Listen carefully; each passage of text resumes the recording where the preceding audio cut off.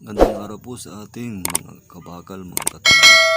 Ngayon po meron po tayong ipapakitang konti o isi-share po na konting kalaman sa ating mga lalo na po sa ating mga baguhang gustong maging pipe fitter fabricator. Tungayan po natin. Disclaimer lang po sa ating mga idol na mga pipe fitter fabricator, sa ating po mga veteranong pipe fitter at fabricator. Hindi po ako bihasa sa bilang isang fabricator o pipe fitter, pero i-share ko lang po yung aking nalalaman ayon sa aking experience. Salamat po mga idol. Ito po mga kabakal, how to find take off of long radius 90 degrees elbow. Pangalawa po, paano po i-apply sa actual or sa fabrication shop ito. Ngayon po mga kabakal, katubo, meron po tayo ditong drawing ng elbow. Ito po ay elbow long radius 90 degrees. 6 inches po ang size nito. Mula po rito sa dulo ng elbow hanggang dito po sa sentro ng elbow. Meron po tayong 228.6 mm. Bali, ito na po ang take off ng tubo ng 6 inches.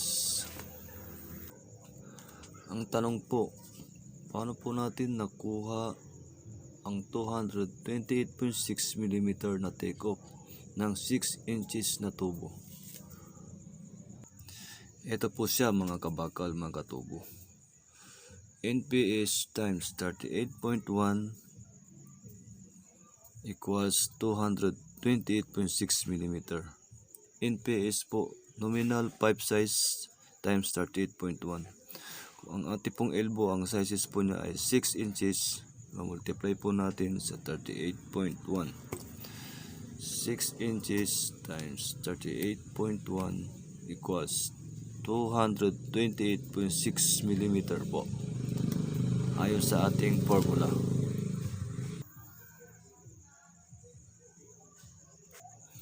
Ito na po yun mga kabakal, mga katubo. 228.6 mm ang ating pong take off mula rito sa dulo ng elbow hanggang sa gitna o sentro ng elbow. Ayon po sa ating formula, ito po ang kanyang take off, 228.6 mm.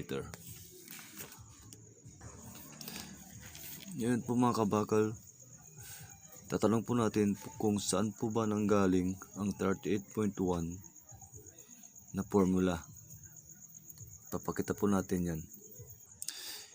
Ito pong 38.1 mm, ito po yung pinaka short method natin. Converted na po yan sa millimeter, kaya po 38.1. Ngayon, saan po galing yung 38.1 mga kabakal, mga katubo? Ganito po yan. Ito naman po yan mga kabakal, mga katubo. 1.5 times 25.4 equals 38.1. Diyan po natin kinuha yung 38.1. Pinaka short method na po ito. Di na po natin ginamit ito kasi shortcut na siya. Kanya po mga katubo, doon po sa 6 inches times 38.1, ang lumabas po sa formula ay 228.6 mm. Yun po ang take off ng 6 inches elbow long radius 90 degrees. Ngayon po mga kabakal, mga katubo, nakuha na po natin yung take off ng 6 inches na 228.6 mm. Ngayon po, paano po ba natin ito i-apply na actual? Kung tayo po ay nasa fabrication shop o tayo po ay babasa ng ating plano o ng isometric drawing, paano po ang pagsimpleng pag-apply nito?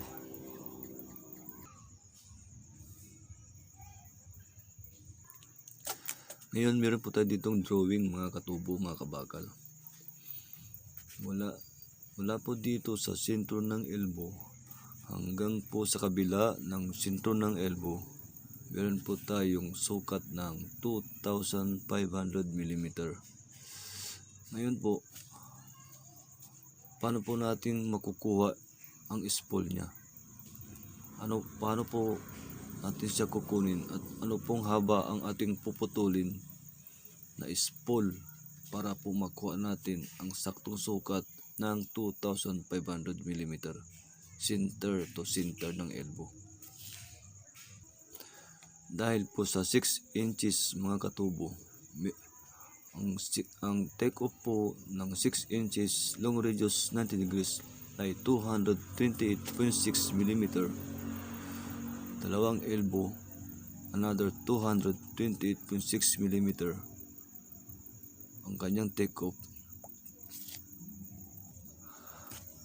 Atin po ngayong kukuhanin o tutuklasin. Ngayon mga katubo, dito po sa drawing, meron po tayong 2,500 mm mula po sa sentro ng elbow hanggang sa kabilang sentro ng elbow. Ang tanong po, paano po natin makukuha ang spool nito? Gaano po kahaba ang ating puputuling spool para po natin makuha ang overall length ng 2,500 mm from elbow center to elbow center sa kabila. Ganito po yan mga kabakal. Dahil po meron tayong dalawang take off ng bawat elbow, atin pong i-add yung 228.6 mm plus 228.6 mm equals 472.2 mm.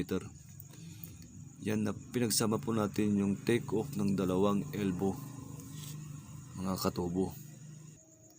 Ngayon po, yung 2,500 mm ay ating isosubtract sa dalawang take off ng bawat elbow.